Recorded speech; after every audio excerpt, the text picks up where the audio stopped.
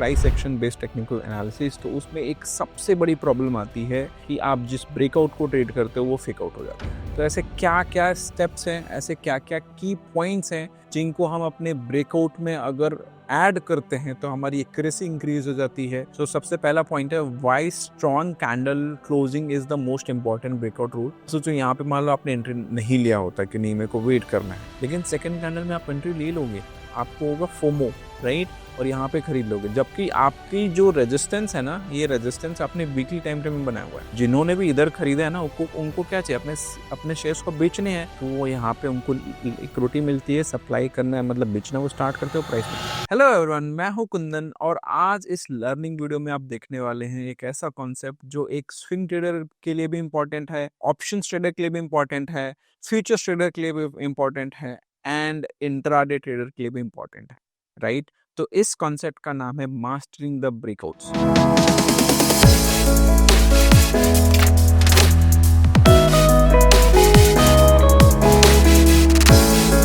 जो लोग भी टेक्निकल एनालिसिस यूज करते हैं, specially price action based technical analysis, तो उसमें एक सबसे बड़ी प्रॉब्लम आती है कि आप जिस ब्रेकआउट को ट्रेड करते हो वो फेक आउट हो जाता है। तो ऐसे क्या क्या स्टेप्स हैं, ऐसे क्या क्या की पॉइंट्स हैं जिनको हम अपने ब्रेकआउट में अगर ऐड करते हैं तो हमारी एक्यूरेसी इंक्रीज हो जाती है, हमारे ट्रेड्स के हमारे फेवर में जाने की प्रोबेबिलिटी बहुत ज़्यादा इंक्रीज हो जाती है। सो वो हम इस वीडियो में सीखने वाले हैं। चलो सीधे स्क्रीन पे चलते हैं और समझते हैं, ठीक है। सो सबसे पहले हम डिस्कस करते हैं कि आपको इस वीडियो में सीखने को क्या क्या मिलने वाला है। सो सबसे पहला पॉइंट है why strong candle closing is the most important breakout rule. Strong candle closing क्यों इंपॉर्टेंट हो जाती है, how to use volume spike to filter real breakouts from fake ones. यहाँ पे मैं एक बहुत ही ऐसा कॉन्सेप्ट बताऊंगा जो ज्यादातर यूट्यूब पे या किसी भी सोशल मीडिया पे नहीं डिस्कस किया जाता, that is delivery volume, right. उसको कैसे हम यूज करेंगे अपने फेकआउट को आइडेंटिफाई करने के लिए, मैं बहुत डिटेल में समझाने वाला हूँ। सो वीडियो का एंड तक देखना, ठीक है। Third role, the role of delivery volume, right, वो भी मैं बताऊंगा। Why consolidation near supply zones makes breakout powerful, right. आप लोग कोई भी रैंडम ब्रेकआउट ट्रेड करते हो, बट सारे ही रैंडम ब्रेकआउट्स को ट्रेड नहीं किया जाता है। कौन से वाले को करना है, कौन से वाले ज्यादा बेहतर ब्रेकआउट्स होते हैं, वो डिस्कस करेंगे। And how pull back help avoid traps and equity sweep. आपको क्यों पुल बैक ट्रेडिंग करनी चाहिए, उसके भी एक लॉजिकल आंसर देने का मैं ट्राई करूंगा इस वीडियो में, तो वीडियो को एंड तक देखना। सो फर्स्ट रूल है strong candle closing. Always wait for candle closing to confirm the breakout. होता क्या है कि हम मोस्ट ऑफ द टाइम क्या करते हैं कि अगर ब्रेकआउट हो रहा है, राइट, मान लो ये आप वीकली टाइम फ्रेम में देख रहे थे इसको, राइट, और यहाँ पे ब्रेकआउट डेली टाइम फ्रेम में हो और आपको वीकली टाइम फ्रेम तक वेट भी नहीं करते हो, फ्राइडे क्लोजिंग तक वेट भी नहीं करते हो और बीच में ही आप एंट्री लेने का ट्राई करते हो, तो ये प्रोसेस गलत है, राइट। हमें क्या करना है, हमें प्रॉपर जिस टाइम फ्रेम में अपनी चार्ट की एनालिसिस कर रहे हैं उस टाइम फ्रेम में उस कैंडल को क्लोज होने देना है। फोमो में हमें अर्ली एंट्री नहीं लेना है, अदरवाइज क्या होता है, वहां से ऊपर से रिजेक्शन आ जाता है और कैंडल क्लोज होते होते कैंडल इतनी वीक बन जाती है कि आप ट्रैप हो चुके रहते हो, राइट। मैं आपको एग्जांपल्स भी दिखाऊंगा proper, right. So avoid FOMO entries before the close. Most early moves reverse, जो बहुत तेज आता है वो रिवर्स भी कर जाता है। Breakout candle must close clearly above resistance या बिलो सपोर्ट। अगर आप एक ब्रेकआउट एक्सपेक्ट कर रहे हो तो उसको वो क्लोजिंग भी कितना स्ट्रॉन्ग करते हैं बहुत इंपॉर्टेंट है। ऐसा नहीं है कि अगर यहाँ पे एक रेजिस्टेंस था एंड कैंडल कुछ ऐसी अगर जाके सिर्फ इतनी बॉडी क्लोज होती है तो ये गलत अप्रोच है, ये नहीं सही होता है, ये फेकआउट दे सकता है। इस वीडियो के अंत तक मैं आपको ये बता दूंगा कि कौन से वाले ब्रेकआउट्स को ट्रेड करना है, एकदम crisp and clear with all the rules, ठीक है। यहाँ पे देखो एक फोर्थ पॉइंट है, candle body should be strong with small wicks showing conviction, right. तो देखो एक कोई रेजिस्टेंस है, ठीक है, यहाँ पे एक कैंडल है जो ऐसी क्लोज हुई है, एक कैंडल है जो ऐसी क्लोज हुई है लेकिन उसकी अपर विक ज्यादा है, और एक कैंडल है जो ऐसी क्लोज हुई है लेकिन अपर विक ज्यादा नहीं है। 1 2 3, इसमें से आप मुझे बताओ कि कौन सी कैंडल है जो ज्यादा स्ट्रांग होगी। मेरे हिसाब से थर्ड वन, राइट। मैं बताता हूँ क्यों। इसमें देखो कैंडल की क्लोजिंग तो रेजिस्टेंस के ऊपर हुई है लेकिन सिर्फ और सिर्फ ऑलमोस्ट 10% बॉडी ही रेजिस्टेंस के ऊपर क्लोज हुई है। इट मीन्स की उतना ज्यादा स्ट्रेंथ नहीं है बायस में। यहाँ पे 50% बॉडी तो क्लोज हुई है रेजिस्टेंस के ऊपर, लेकिन अपर विक जो है वो बहुत बड़ा है। अब ये अपर विक बनता क्यों, पहले ये समझ लो कि अगर प्राइस ऊपर गया, यहाँ पे आगे प्रॉफिट बुकिंग या लोग सेल करना स्टार्ट कर देते हैं और उसकी वजह से प्राइस नीचे आता है, सेलिंग प्रेशर बढ़ जाता है, प्राइस नीचे आती है, क्लोजिंग हो जाता है। तो बेसिकली आपके ब्रेकआउट कैंडल में ही ऊपर से प्रॉफिट बुकिंग आई या सेलिंग प्रेशर आया तो वो और भी प्राइस को ऊपर कहाँ से लेके जाएगा, हम इसको भी कंसिडर नहीं करते हैं। यहाँ पे जो थर्ड कैंडल है इसमें देखो कि एक तो 50% बॉडी रेजिस्टेंस के ऊपर क्लोज हुई है, उसके बाद इसमें कोई बड़ा अपर शैडो भी नहीं है। इट मीन्स कि जितने लोगों ने भी पोजीशन बनाई थी उस ब्रेकआउट कैंडल में, they are still holding their position in expectation कि market will go up, right. So ये जरूरी है, स्मॉल विक होना चाहिए। मारू बोजो जैसी कैंडल जो होगी ब्रेकआउट कैंडल, उसी को हम ट्रेड करेंगे जिसमें अपर विक ज्यादा होगी या जिसकी बॉडी रेजिस्टेंस के ऊपर सिर्फ 10 to 20% ही क्लोज दे रही है, हम उसको ट्रेड नहीं करेंगे, ठीक है। Respect the analysis time frame. Daily breakout means daily closing, not intraday noise. देखो मैंने पहले ही बोला था, अगर आप वीकली टाइम फ्रेम में कोई एनालिसिस कर रहे हो, आपके पास एक रेजिस्टेंस था जो कि वीकली टाइम फ्रेम का है आपका, उसका ब्रेकआउट अगर आप डेली में सोचोगे कि मैं यहाँ पे एंट्री बना लेता हूँ, तो वो अप्रोच ही गलत है, वो टेक्निक ही गलत है। अगर आपकी एनालिसिस वीकली में है, आपका रेजिस्टेंस वीकली में है, तो आपको एक कैंडल भी वीकली टाइम फ्रेम में क्लोज करना पड़ेगा, तब जाके आपका वो एक अच्छा कैंडल ब्रेकआउट माना जाएगा। अदरवाइज होगा क्या, मैं आपको एग्जांपल दे के समझाता हूँ, राइट। तो चलो सीधे अगले अगले स्लाइड पे जाते हैं और यहाँ पे देखोगे, यहाँ पे आपको समझ में आएगा कि जो डेली टाइम फ्रेम, मान लो ये कोई रेजिस्टेंस था, ठीक है, एक अच्छी ब्रेकआउट कैंडल आपको देखने को मिली, उसके बाद भी एक और कैंडल, उसके बाद अब सोचो यहाँ पे मान लो आपने एंट्री नहीं लिया होता कि नहीं मेरे को वेट करना है, लेकिन सेकंड कैंडल में आप एंट्री ले लोगे, आपको होगा फोमो, राइट, और यहाँ पे खरीद लोगे, जबकि आपकी जो रेजिस्टेंस है ना, ये रेजिस्टेंस आपने वीकली टाइम फ्रेम में बनाया हुआ है और आपका ब्रेकआउट अभी कौन से टाइम फ्रेम में हुआ, सिर्फ और सिर्फ डेली टाइम फ्रेम में। आपने यहाँ पे एंट्री ले ली, राइट, और एक और कैंडल भी बनी, आप खुश, यार अब तो पैसे बन गए। लेकिन उसके 2 कैंडल बाद यहाँ पे 2 दिन में वीकनेस आई और मार्केट यहाँ पे आके क्लोज हो गया। अगर आप इस पूरे 1 2 3 4 5 5 दिन है ना, 5 डेली कैंडल्स वगैरह वीकली टाइम फ्रेम में कन्वर्ट करोगे, तो आप देखोगे कि कुछ ऐसा आपको कैंडल बनेगा जहां पे ओपन तो यहाँ हुआ था, लो हल्का सा नीचे है, हाई तो इसने बहुत ऊपर मारा, बट ऊपर से रिजेक्शन आया, प्रॉफिट बुकिंग आई, सेलिंग है, क्लोजिंग इसके नीचे, रेजिस्टेंस के नीचे क्लोजिंग हो गया। इवन अगर यहाँ पे भी ऊपर भी क्लोज होता ना, तब भी ये वीक कैंडल माना जाता, क्योंकि upper wick is very high, right. So यहाँ पे आपको मैं क्या समझाना चाह रहा हूँ कि जिस टाइम फ्रेम में आप कैंडल के एनालिसिस कर रहे हैं, उसी टाइम फ्रेम में उसका वेट करिए, उसके पहले फोमो में एग्जिट या एंट्री नहीं लीजिए। आपको ब्रेकआउट कैंडल की क्लोजिंग बहुत इंपॉर्टेंट होती है, उसको वेट करना ही पड़ेगा, राइट। इसके आगे वाला पार्ट देखते हैं, जैसे कुछ रियल लाइफ एग्जांपल्स हम देख लेते हैं। जैसे सुमिटोमो केमिकल का अगर आप देखोगे तो ये डेली टाइम फ्रेम का कैंडल है, राइट। यहाँ पे देखो हम देखेंगे कि एक अच्छा खासा रेजिस्टेंस एरिया था ये, और एक अच्छे वॉल्यूम के साथ एक अच्छा ब्रेकआउट कैंडल भी दिखा, कोई बहुत अपर वीक नहीं है। लेकिन उसके बाद क्या हुआ, 2 3 4 कैंडल्स नीचे आ गई हैं, राइट। अब यहाँ पे मैं समझाता हूँ कि अगर हम डेली टाइम फ्रेम में एंट्री ले लेते तो यहाँ पे ट्रैप हो चुके होते, हमारा लॉस हो चुका होता। लेकिन अगर हमने यही चीज वीकली टाइम फ्रेम में वेट कर लिया होता, देखो ये सेम सुमिटोमो केमिकल इंडिया है, वीकली टाइम फ्रेम का चार्ट है, और आप देखोगे कि सेम कैंडल की अपर विक बढ़ गई अगर हमने क्लोजिंग का वेट किया होता, और यहाँ पे ट्रैपिंग हमें क्लियरली देखने को मिल रही है। सो डेली में तो एक अच्छा खासा ब्रेकआउट हो रहा था और हमें एंट्री दिख रही थी, लेकिन वीकली टाइम फ्रेम में जैसे आप वेट कर लेते वीकली तक कि यार मैं कैंडल क्लोजिंग पे ही वेट एंट्री लूंगा, आपको क्लियरली समझ में आएगा कि रेजिस्टेंस के ऊपर कोई ढंग से बॉडी कैंडल क्लोज भी नहीं हुई है, और अगर क्लोज हुई भी है तो upper wick is very high, so I will avoid this trade.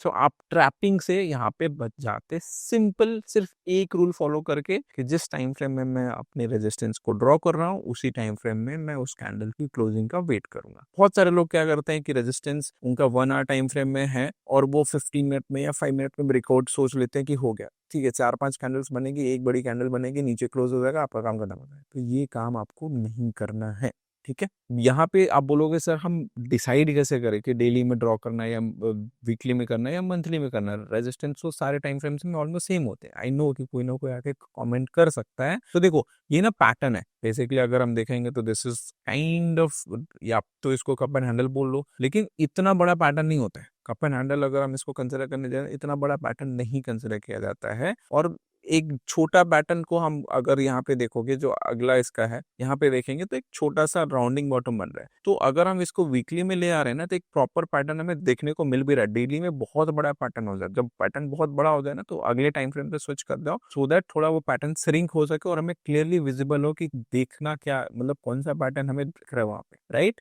सो ये हो गया। सो एक और एग्जांपल देखते हैं, राइट। ये भी आपका डे टाइम फ्रेम में चार्ट है। यहाँ पे देखो एक रेजिस्टेंस था, यहाँ पे भी एक रेजिस्टेंस था, यहाँ पे भी एक रेजिस्टेंस था, राइट। और प्रॉपर एक अच्छा ब्रेकआउट हुआ है। आप देखो कि कैंडल की क्लोजिंग अच्छी है, शैडो बहुत ज्यादा बड़ी नहीं है, वॉल्यूम में बहुत अच्छा खासा एक स्पाइक आपको ये देखने को मिला है, और एक कंसोलिडेशन भी है। अगर हम बोलेंगे कि एक अच्छा खासा proper flag and pole breakout बोल लो या जो भी बोल लो, राइट। अगर हम यहाँ पे देखेंगे तो फ्लैग एंड पोल ब्रेकआउट हुआ है, तो हम यहाँ पे क्या करते हैं, एंट्री ले लेते हैं। लेकिन क्या होता, आप बच कैसे सकते थे, तो आपको अगली स्लाइड में दिखाता हूँ कि अगर सेम पैटर्न जो आपको यहाँ पे देखने को मिल रहा है डेली टाइम फ्रेम में, इतना बड़ा पैटर्न है, यहाँ से अगर हम देखेंगे तो, राइट, इतना बड़ा पैटर्न, वीसीपी पैटर्न भी बोलते हैं मार्क माइनर मिनी का, राइट। तो इतना बड़ा पैटर्न डेली टाइम फ्रेम में, तो पैटर्न जब बड़ा होता है क्या करना है, उसको एक हायर टाइम फ्रेम में स्विच करके उस पैटर्न को छोटा कर देना। अब यहाँ पे हम देखेंगे तो यहाँ पे हमें क्लियरली दिखेगा एक छोटा सा पैटर्न आपको दिख रहा है। यहाँ से ये एरिया बेसिकली है, ये एरिया आपका रेजिस्टेंस जोन है, और यहाँ से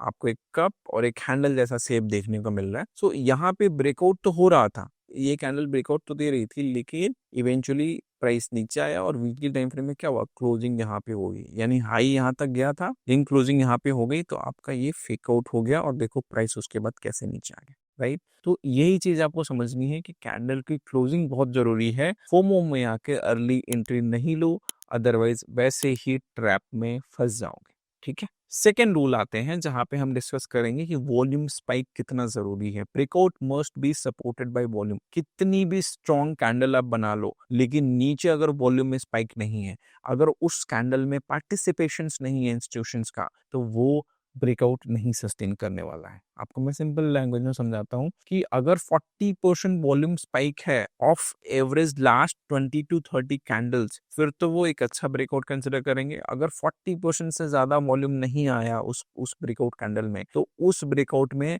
उतना बड़ा पार्टिसिपेशन नहीं हुआ और मे बी वो फेल हो जाए, right. So no volume is equal to high risk of failure. बहुत सारे लोग हैं क्या करेंगे कि ब्रेकआउट हो रहा है, भले वॉल्यूम नहीं है तो ट्रेड ले लेंगे। जैसे यहाँ पे देखो, this is Aditya Birla capital का वीकली टाइम फ्रेम का चार्ट। यहाँ पे प्रॉपर एक रेजिस्टेंस था इस एरिया में, राइट। यहाँ पे ब्रेकआउट हुआ, लेकिन ब्रेकआउट के पहले देखो क्या हुआ। आप वॉल्यूम में देखो कि जो ब्रेकआउट कैंडल है ना, उसका लास्ट के अगर हम बहुत सारी कैंडल्स देखे, 20-25 कैंडल देखे, तो उससे ऑलमोस्ट 50% स्पाइक हमने को देखने को मिला है, राइट। सो एक अच्छा ब्रेकआउट कंसिडर करेंगे। मान लो यहाँ पे ब्रेकआउट होता और वही एवरेज यहीं तक आके वॉल्यूम आ जाता कहीं पे, तो फिर उसको ट्रेड करने का कोई फायदा ही नहीं है। आप उसको ट्रेड करोगे, ट्रैप हो जाओगे, राइट। तो हमारा क्या है, हम यहाँ पे क्या ट्राई कर रहे हैं, हम यहाँ पे ट्राई कर रहे हैं हाई प्रोबेबिलिटी का सेटअप, जहाँ पे winning probability should be very high, ठीक है। और ये एक तरह से मैं आपको टेक्निकल एनालिसिस सिखा रहा हूँ, जो कि आप किसी भी ट्रेडिंग स्टाइल में फॉलो कर सकते हो, ठीक है। पहला रूल था कि कैंडल की क्लोजिंग इंपॉर्टेंट है, कैंडल को पूरा क्लोज होने देना है, वो रेजिस्टेंस के ऊपर क्लोज होनी चाहिए और शैडो ज्यादा नहीं होना चाहिए। जो दूसरा पॉइंट है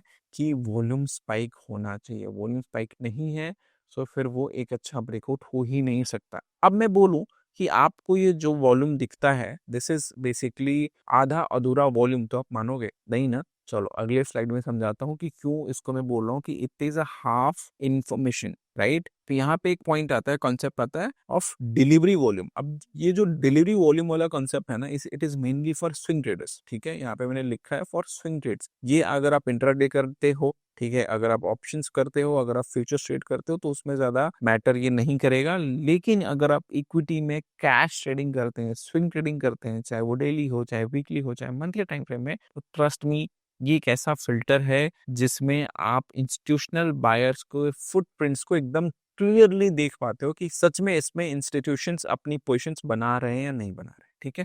एक एक करके समझते हैं। So पहला पॉइंट है, track smart money footprints using delivery volume, right. If delivery volume is less than 40% on breakout candle, avoid. अगर आपका ब्रेकआउट कैंडल बहुत अच्छा बन गया, ठीक है, मैं ऊपर की शैडो थोड़ा कम कर देता हूँ, मतलब डिसेंट शैडो बना, अगर आपका नॉर्मल वॉल्यूम स्पाइक भी देखने को मिल गया यहाँ पे, ठीक है, लेकिन इस वॉल्यूम स्पाइक में अगर आपका जो डिलीवरी वॉल्यूम है अगर वो 40% से कम है तो उस ब्रेकआउट कैंडल को भी हमें अवॉइड करना है। आप बोलोगे सर ये क्या है? सो देखो, आपको जो चार्ट दिखता है, राइट, वो आपको हाफ इंफॉर्मेशन देता है। फॉर एग्जाम्पल अगर मैं जाऊं पीछे वाले चार्ट पे, तो यहाँ पे जो भी आपको वॉल्यूम दिख रहा है, this is combined volume of intraday, ठीक है, प्लस डिलीवरी। तो इंट्राडे मतलब विद इन अ डे, एक दिन में जो सुबह एंट्री लेके थी शाम को एग्जिट हो गया था, उसको हम बोलेंगे इट इज इंट्राडे वॉल्यूम। लेकिन जो डिलीवरी वॉल्यूम है ना, इट इज बेसिकली कि कल के लिए होल्ड किया गया है। तो जो लोग भी स्विंग ट्रेडिंग करते हैं, आप सिंपल से बताओ, मतलब 2 करोड़ शेयर्स बेचे गए और खरीदे गए, बट शाम तक मतलब वो एग्जिट करके गए हैं, वहीं पे 20 लाख क्वांटिटी किसी एक बंदे ने उठाई है किसी भी एक स्टॉक में। इट मीन्स कि दैट गाय इज कन्विंस्ड कि वो स्टॉक ऊपर जाएगा। तो सिमिलरली डिलीवरी वॉल्यूम होता है कि एक दिन से ज्यादा होल्ड करने वाली पोजीशन को हम डिलीवरी वॉल्यूम कंसिडर करते हैं। तो आप सिंपल से बताओ कि कोई भी अगर डिलीवरी वॉल्यूम अचानक से इंक्रीज हो, यानी कि बड़े प्लेयर्स ने उसमें पैसा डाला है और वो 1-2 दिन के लिए नहीं है, वो 1-2% के लिए नहीं इन्वेस्ट करते हैं, बड़े रिटर्न्स को कैप्चर करने के लिए इन्वेस्ट करते हैं, राइट। तो डिलीवरी वॉल्यूम हम चेक कैसे करें? तो आपको हर स्टॉक का शाम को 7 बजे एनएससी के वेबसाइट पे भाव कॉपी आता है, वो भाव कॉपी डाउनलोड करके वहां पे चेक कर सकते हो कि उस दिन पर्टिकुलर क्वांटिटी में कितनी क्वांटिटी इंट्राडे की है और कितनी क्वांटिटी डिलीवरी ली गई है, राइट। आपको मैं यहाँ पे समझाने के लिए दिखा रहा हूँ कि आदित्य बिरला का डिलीवरी सेक्शन है, जहाँ पे आपको ये जो 57.2% शो करा, दिस इज डिलीवरी वॉल्यूम, और जो ये लाइट ब्लू कलर में आपको ये नंबर्स दिख रहे हैं, this is intraday volume, right. यानी कि जो भी टोटल वॉल्यूम था इन 8 जून से लेके 14 जून, जो हमने ब्रेकआउट देखा था इससे पहले वाले एग्जांपल में, उसमें 57% क्वांटिटी डिलीवरी क्वांटिटी थी। यानी कि बड़े प्लेयर्स पोजीशंस को होल्ड करके जा रहे हैं आने वाले टाइम के लिए। तो अगर यहाँ पे 40% से ज्यादा डिलीवरी वॉल्यूम होता है, राइट, तो फिर तो वो एक अच्छा डिलीवरी वॉल्यूम कंसिडर करेंगे और उसमें हमें प्रॉफिट बनने के चांसेस या उस स्टॉक के ऊपर जाने के चांसेस बहुत बढ़ जाते हैं। लेकिन अगर delivery volume is less than 40%, चाहे कितनी भी स्पाइक आई हो, आपको बस इतना समझना वो सिर्फ और सिर्फ इंट्राडे स्पाइक है, उसमें किसी ने भी बड़े पोजिशन बनाए नहीं है ओवरनाइट कैरी करने के लिए। तो स्विंग ट्रेडिंग के लिए तो उसको कंसिडर मत ही करना, ठीक है। ये हो गया हमारा थर्ड कॉन्सेप्ट, राइट। यहाँ पे मैं आपको एग्जांपल दिखाता हूँ। दिस इज एमको एलिकॉन का वीकली टाइम फ्रेम का चार्ट है। यहाँ पे आप देखो एक अच्छा खासा रेजिस्टेंस था, this made almost head and shoulder का पैटर्न, एंड यहाँ पे एक बहुत स्ट्रॉन्ग ब्रेकआउट कैंडल हुआ। मतलब सोचो ना, एकदम पिक्चर परफेक्ट जो ब्रेकआउट कैंडल हम कंसिडर कर सकते हैं वो हुआ। एक अच्छा मारुबुजु कैंडल, नो अपर विक, एक डिसेंट वॉल्यूम स्पाइक भी हमें देखने को मिला, बट आप समझो कि जो वॉल्यूम स्पाइक देखने को मिला उसमें जो डिलीवरी वॉल्यूम था that is just 31%। And you can see कि क्या हुआ है स्टॉक के साथ। उसके बाद अगली कैंडल में ट्रैपिंग हुई और प्राइस धीरे धीरे धीरे करके ऑलमोस्ट अभी यहाँ पे ट्रेड कर रहा है, 1600 के आसपास ट्रेड कर रहा है। तो डिलीवरी वॉल्यूम इतना इंपॉर्टेंट होता है। वहीं पीछे वाले अगर एग्जांपल में देखेंगे, दिस आदित्य बिरला कैपिटल, तो इसमें ये जो वॉल्यूम स्पाइक दिख रही है आपको यहाँ पे इस वाले कैंडल में, जो कि जून की कैंडल थी, आप देख लो 8 जून से 14 जून के कैंडल में 57% वॉल्यूम था। तो आज भी स्टॉक अराउंड 28-30% ऊपर है ब्रेकआउट कैंडल के बाद, राइट। मैं अभी रिसेंट चार्ट्स नहीं यूज कर सकता, बट जाके चेकआउट कर सकते हो। So I am showing you just the concept कि डिलीवरी वॉल्यूम कितना इंपॉर्टेंट हो जाता है स्विंग ट्रेडर्स के लिए। सो ब्रेकआउट को मास्टर करने के लिए मैंने अभी तक आपको 3 रूल पढ़ा दिए। सबसे पहला रूल है कि कैंडल क्लोजिंग बहुत इंपॉर्टेंट है। सेकंड रूल की वॉल्यूम स्पाइक होना चाहिए, और थर्ड रूल जहाँ पे delivery volume should be greater than 40%, right. Fourth rule की बात हम करते हैं जहाँ पे consolidation and supply zone logic. ये क्या है? The best breakouts form after tight consolidation near the supply zone, right. मान लो यहाँ पे एक रेजिस्टेंस है, एक चार्ट है जहाँ पे ऐसे ब्रेकआउट हो गया, और दूसरा चार्ट है जहाँ पे ऐसे ऐसे ऐसे जाके और फिर यहाँ पे थोड़ा कंसोलिडेट किया है chart, right, stock, and then breakout दे रहा है। इन दोनों में से आप मुझे बताओ कि कौन सा वाला ब्रेकआउट ज्यादा बेहतर होगा, ए और बी? B, right, B. क्यों? मैं बताता हूँ। यहाँ पे देखो, एक तो इम्पल्सिव मूव बहुत बड़ी ऑलरेडी हो चुकी है, तो there should be a pull back, a retracement या कंसोलिडेशन, राइट। तो यहाँ पे मे बी वो पुल बैक में जा सकता है, कितना नीचे जाएगा नो वन नोज, राइट। लेकिन यहाँ पे देखो, एक इम्पल्सिव मूव के बाद एक ब्रीदिंग हो रही है, प्राइस कंसोलिडेट कर रहा है। जो भी ये रेजिस्टेंस के पास में जो सप्लाई है वो धीरे धीरे धीरे ऑब्जर्व कर रहा है, क्योंकि जो स्ट्रॉन्ग सपोर्ट होता है वो क्या करता है, प्राइस आता है और अचानक से बाउंस बैक कर जाएगा। स्ट्रॉन्ग रेजिस्टेंस का काम क्या होता है, आता है और अचानक से प्राइस नीचे आ जाता है, राइट। सो सो यहाँ पे अगर अचानक से प्राइस नीचे नहीं आ रही है, उसी रेंज में 4-5% के रेंज में कंसोलिडेट कर रहा है, इट मीन्स कि जितनी भी सेलिंग प्रेशर है सप्लाई के पास वो पूरा ऑब्जॉर्ब हो रहा है, एंड देन उसके बाद का ब्रेकआउट ना बहुत अच्छा सस्टेन करता है, बहुत अच्छी मोमेंटम आपको देखने को मिलते हैं। सो बहुत सिंपल रूल्स मैं बता रहा हूँ, लेकिन ट्रस्ट में अगर आप ये रूल्स फॉलो करते हो ना तो आपकी ब्रेकआउट एकदम नेक्स्ट लेवल हो जाएगी, right? So consolidation means all available supply around resistance is getting absorb, जो मैंने अभी समझाया। When sellers keep hitting and buyers still hold the level,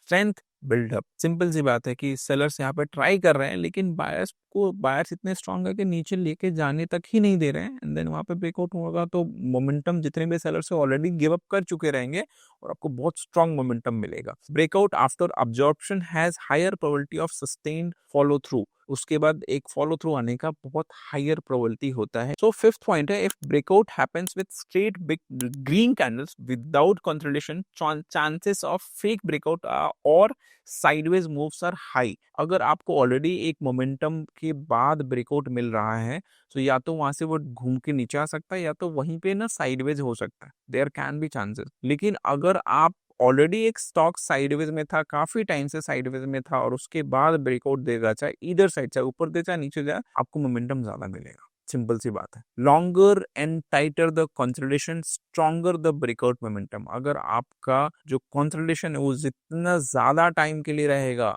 उतना ज्यादा मोमेंटम मिलेगा। बहुत सिंपल सी बात है, बहुत ज्यादा इंपॉर्टेंट है। जैसे फॉर एग्जांपल मैं यहाँ पे दिखा रहा हूँ, उषा मार्टिन का मंथली टाइम फ्रेम का चार्ट है। It was a multi year breakout, आप देख सकते हो। उसके बाद ये देखो मंथली टाइम फ्रेम की कैंडल्स हैं, यहाँ पे रेजिस्टेंस के पास आया है 2022 के आसपास, 1 2 3 4 5 6 7 8 9, ऑलमोस्ट 9 महीने का कंसोलिडेशन था अपने रेजिस्टेंस एरिया के पास। और उसके बाद जब ब्रेकआउट हुआ तो you can see market has given us 115% का रिटर्न और प्रॉपर मोमेंटम के साथ। अगर आप इसमें मान लो ऐसे 1 2 3 4 ऐसे करके कहीं यहाँ पे एंटर लेते तो देखो अगेन वो कंसोलिडेशन में चला गया है। तो हमें क्या करना है कि एक मोमेंटम रहे, मोमेंटम के बाद कंसोलिडेशन आए, एंड देन उस कंसोलिडेशन का जब ब्रेकआउट हो रहा है तो आप एंट्री लो, वहां पे ज्यादा अच्छे मोमेंटम मिलने के चांसेस रहेंगे आप।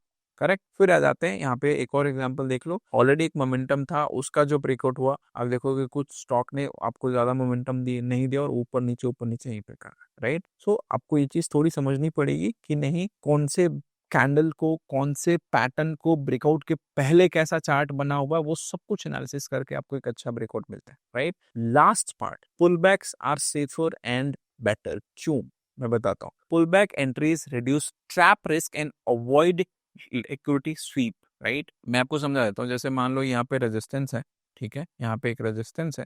होता क्या है, जब अगर कोई ब्रेकआउट कैंडल होती है, आप क्या करते हो, ब्रेकआउट कैंडल में एंटर कर जाते हैं, यहाँ पे बाय कर जाते हो। वो 2 कैंडल्स ऊपर जाता है और फिर धीरे धीरे नीचे आके यहाँ पे ब्रेक डाउन देके फिर वापस नीचे आ जाता है। ऐसे ट्रैपिंग होती है, करेक्ट। वहीं पे अगर हम पुल बैक ट्रेड करेंगे तो हमारा पुल बैक का क्या कॉन्सेप्ट होगा, ठीक है भाई, यहाँ पे ब्रेकआउट हुआ, ब्रेकआउट के बाद अगर वो नीचे आएगा, नीचे आके जो रेजिस्टेंस है वो पोलैरिटी चेंज होने के बाद जब सपोर्ट बन जाएगा और यहाँ पे मुझे कोई आरसीपी मिलेगा। आरसीपी मतलब रिवर्सल कैंडलस्टिक पैटर्न, मतलब कि यहाँ पे मुझे कोई हैमर, बुलिश एंगल्फिंग, बुलिश हरामी, बुलिश किकर, ऐसा कोई भी रिवर्सल कैंडलस्टिक पैटर्न बनेगा तो फिर मैं यहाँ पे बाय करके इसके नीचे का स्टॉप लॉस लगा करके और मैं आगे एक पुल बैक ट्रेड लूंगा जहाँ पे मुझे अच्छा रिस्क रॉड रेशियो मिलेगा। लेकिन अगर आपने ध्यान दिया होगा कि आरसीपी मतलब मुझे यहाँ पे एक प्रॉपर रिवर्सल पैटर्न दिखना चाहिए ना तो मैं एंट्री लूंगा, अदरवाइज नहीं दिखेगा तो मैं नहीं लूंगा। ब्रेकआउट फेलियर में क्या होता है, आपने यहाँ पे ब्रेकआउट पे तो एंट्री ले ली थी, ऊपर गया 2-3 कैंडल्स ऊपर गया, आप खुश हो, फिर 1-2 कैंडल्स यहाँ पे नीचे आ जाएंगे।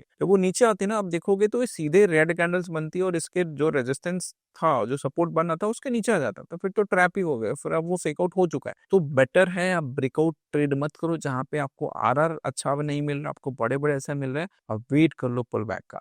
आपको जो ब्रेकआउट कैंडल्स मिले हैं वैसे ही स्टॉक्स को अपनी वॉच लिस्ट में रखिए और वेट करिए जब मार्केट थोड़ा वीकेंड हो, मार्केट थोड़ा वीक हो, उस टाइम पे आप देखो कि कौन से सपोर्ट पे आके कौन सा स्टॉक आरसीपी बना रहा है, रिवर्सल कैंडलस्टिक पैटर्न बना, और वहां पे पोजीशंस बनाइए। ट्रस्ट मी, आपको बेटर रिजल्ट्स मिलेंगे और आपके फेकआउट बिल्कुल भी खत्म हो जाएंगे। As per SMC, equity lies above resistance and below support. तो होता क्या है कि अगर आप स्मार्ट मनी कॉन्सेप्ट पढ़ोगे तो उनके हिसाब से कि ये रेजिस्टेंस एरिया ना, रेजिस्टेंस के ऊपर ही बायर्स बैठे हुए हैं, राइट। सो जिन्होंने भी इधर खरीदा है ना, उनको क्या चाहिए, अपने शेयर्स को बेचने हैं, तो वो यहाँ पे उनको एक रोटी मिलती है, सप्लाई करना है मतलब बेचना वो स्टार्ट करते हो, प्राइस नीचे आ जाता है, राइट। हमें ये नहीं करना है, हमें पुल बैक का वेट करना है, क्योंकि एसएमसी कॉन्सेप्ट के अकॉर्डिंग सपोर्ट के नीचे, मतलब यहाँ पे देखा होगा कि सपोर्ट का ब्रेकडाउन हुआ, राइट, आपने एंट्री ली और फिर अगली कैंडल से घूम गया।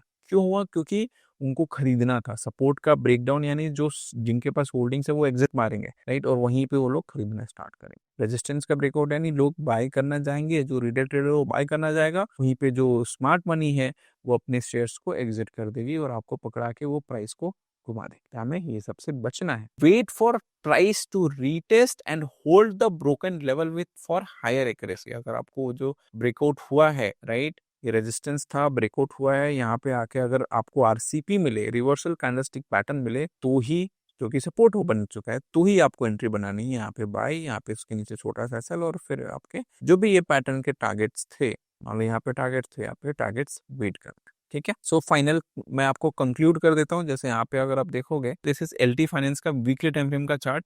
यहाँ पे ऑल टाइम है, रेजिस्टेंस था, यहाँ पे एक ब्रेकआउट हुआ, हालांकि सैडर थोड़ी सी बड़ी है, बट स्टिल अगर कंसिडर करें तो वॉल्यूम में भी डिसेंट जंप आया है, ऊपर गया, राइट, ब्रेकआउट पे, उसका धीरे धीरे नीचे आया। यहाँ पे आप सिंपल ये क्या पैटर्न है, this is called bullish engulfing pattern. ये जैसे यहाँ पे एक बुलिश एंगल्फिंग बना, आप यहाँ पे एंट्री लेते हैं, यहाँ पे स्टॉप लॉस लगाते हैं, और आपका आप देख सकते हो कि एलटी फाइनेंस आज के टाइम पे कहाँ ट्रेड कर रहा है आफ्टर दिस पुल बैक। लेकिन अगर आप ब्रेकआउट पे ट्रेड ले रहे होते, यहाँ पे एंट्री लेते, तो आपका स्टॉप लॉस इसके नीचे होता, आपको 8% का स्टॉप लॉस मिलता, यहाँ पे सिर्फ 4% का स्टॉप लॉस। आप सोचो, जो 1:2 आप ट्रेड करने वाले थे, वो 1:4 आपको मिलेगा। टारगेट्स तो सेम ही रहेंगे, टारगेट्स तो इसके, ये रेंज जो बनी थी, यही रेंज को ऊपर का टारगेट निकल के आएगा, लेकिन सीधे सीधे आपने डबल कर दिया अपने रिस्क और रेशियो को पुल बैक ट्रेड करके, राइट। सो यहाँ पे भी एक और एग्जांपल है, एलटी का ही डेली टाइम फ्रेम का ही चार्ट है। अगर आप देखोगे डेली टाइम फ्रेम में, अगर आप इसको ट्रेड करते, राइट, यहाँ पे ब्रेकआउट हुआ था, राइट, एक अच्छा खासा पैटर्न का ब्रेकआउट हुआ है।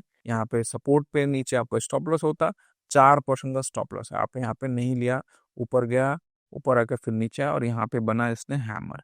ये देखो, this is hammer, simple hammer. यहाँ पे आप एंट्री बनाते, इसके नीचे स्टॉप लॉस। तो जो 4% का सेल पहले का था, वो 2.8% का सेल हो गया, यानी कि आपका स्टॉप लॉस इंप्रूव हो गया। देखो धीरे धीरे थोड़ा सा कंसोलिडेशन है। अगर आप यहाँ पे मिस कर गए एंट्री, यहाँ पे भी बना सकते हो, दिस इज बुलिश किकर, आराम से। यहाँ पे मिस कर गए एंट्री, यहाँ पे बना सकते हो, this is also bullish kicker pattern. So आपको इस एरिया में जब भी कोई आरसीपी मिलता है, रिवर्सल कैंडलस्टिक पैटर्न, आप आराम से उसके नीचे का स्टॉप लॉस लेकर के आप पोजीशंस बना सकते हो, एंड वहां पे आपके फेवर में होने के चांसेस बढ़ जाएंगे, क्योंकि आप ब्रेकआउट ट्रेड नहीं कर रहे हो, आप उसकी ट्रैपिंग ट्रेड नहीं करो, आप प्रॉपर एक कंफर्मेशन का वेट करो कि सपोर्ट पे आके रिवर्सल दिख रहा है, तब आप एंट्री ले रहे हो, ठीक है। तो आपको सिंपल 5 रूल फॉलो करने हैं। फर्स्ट, कैंडल की क्लोजिंग स्ट्रांग होनी चाहिए, वॉल्यूम का स्पाइक आना चाहिए, उसमें डिलीवरी वॉल्यूम ज्यादा आना चाहिए। अगर आप स्विंग ट्रेडर हो, अगर आप स्विंग ट्रेडर नहीं हो तो आप अवॉइड कर सकते हो। Closing volume plus consolidation, breakout से पहले आप देखो कि एक इंपल्सिव मूव के बाद